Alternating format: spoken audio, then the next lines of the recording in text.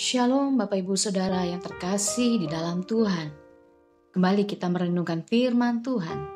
Hari ini terambil dari Markus 16 ayat 19 sampai ayat 20. Sesudah Tuhan Yesus berbicara demikian kepada mereka, terangkatlah ia ke sorga lalu duduk di sebelah kanan Allah. Mereka pun pergilah memberitakan Injil ke segala penjuru, dan Tuhan turut bekerja dan meneguhkan firman itu dengan tanda-tanda yang menyertainya.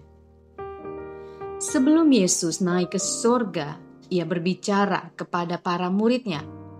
Yesus berbicara, itu berarti dia berfirman. Dan firman-Nya disampaikan kepada para murid untuk dikerjakan segera. Apa respon para murid setelah Yesus naik ke surga? Firman Allah berkata, mereka pun pergi. Para murid bukan duduk. Mereka bukan memikirkan perasaan pribadi. Mereka juga bukan mempertimbangkan apa yang telah Yesus firmankan. Dan mereka tidak mendiskusikan apakah pernyataan Yesus masuk akal atau tidak. Mereka juga tidak pergi tanpa arah yang jelas atau bersungut karena perintah Yesus di luar akal pikiran mereka.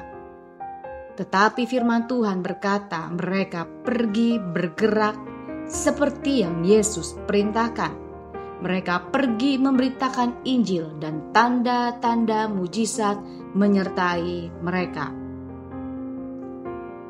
Firman itu makin diteguhkan dengan tanda-tanda mujizat. Ini berarti di mana Injil diberitakan, tidak bisa tidak harus disertai tanda-tanda mujizat. Tanda-tanda mujizat bukanlah suatu pilihan, tetapi memang harus terjadi seperti yang Yesus perintahkan. Beberapa orang mungkin akan berkata, yang penting Injil diberitakan. Dan biarlah Tuhan yang memproses orang-orang yang mendengarkan Injil. Pernyataan ini nampaknya baik, tetapi ini menghilangkan harapan banyak orang akan mujizat di dalam Yesus. Tanda-tanda mujizat bukan berbicara tentang masa lalu atau hanya terjadi pada para rasul saja. Hal itu masih berlaku sampai sekarang. Seorang yang bergerak dalam visi Allah akan berani berdoa dengan deklarasi bahwa melalui pelayanannya bukan saja jiwa diselamatkan, tetapi terjadi mujizat. Tetapi mereka yang hanya hidup bertahan dan tanpa visi yang jelas akan berdoa sesuai pikiran dan perasaan mereka sendiri. Firman Tuhan atau Injil yang diberitakan harus diteguhkan dengan tanda-tanda mujizat. Seperti yang dikatakan dalam Yesaya 55 ayat 11. Demikianlah firmanku yang keluar dari mulutku, ia tidak akan kembali kepadaku dengan sia-sia, tetapi ia akan melaksanakan apa yang ku kehendaki dan akan berhasil dalam apa yang kusuruhkan kepadanya. Apa yang Allah kehendaki?